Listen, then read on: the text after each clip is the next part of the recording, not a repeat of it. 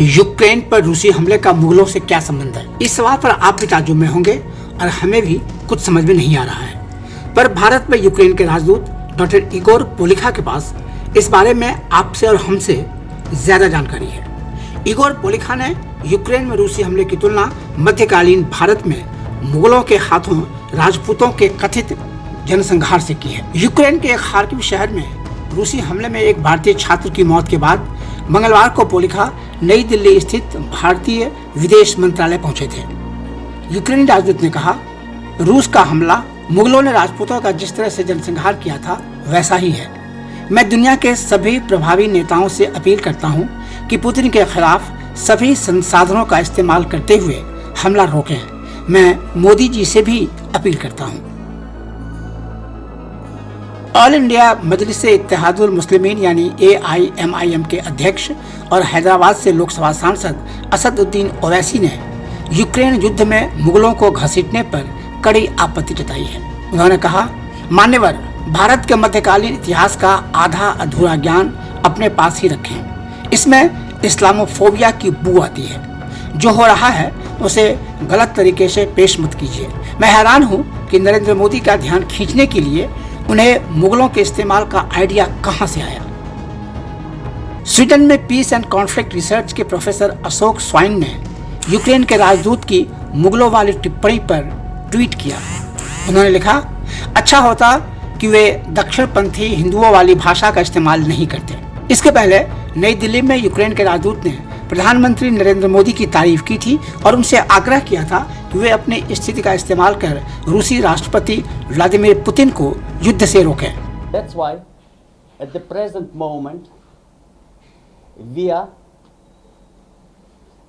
asking, pleading the support of India. India is the powerful global player, and in case of aggression of totalitarian regime against democratic state, India should fully assume its global role. Modi ji is one of the most powerful and respected leaders of the world. You know that you have special, privileged, strategic partnership with Russia.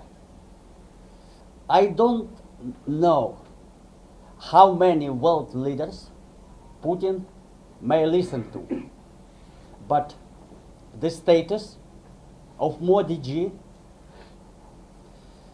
makes me hopeful that in case of his strong voice, Putin at least should think over. We are expecting for much more favorable attitude of the Indian government in this crisis situation. प्रधानमंत्री नरेंद्र मोदी ने कुछ दिन पहले ही वाराणसी में Kashi Vishwanath corridor का उद्घाटन करते हुए कहा था कि जब जब औरंगजेब आएगा शिवाजी उठ खड़े होंगे। इसके अलावा बीजेपी नेता और उत्तर प्रदेश के मुख्यमंत्री योगी आदित्यनाथ ने भी बीते दिनों चुनाव प्रचार के दौरान मुगलों का नाम लिया था।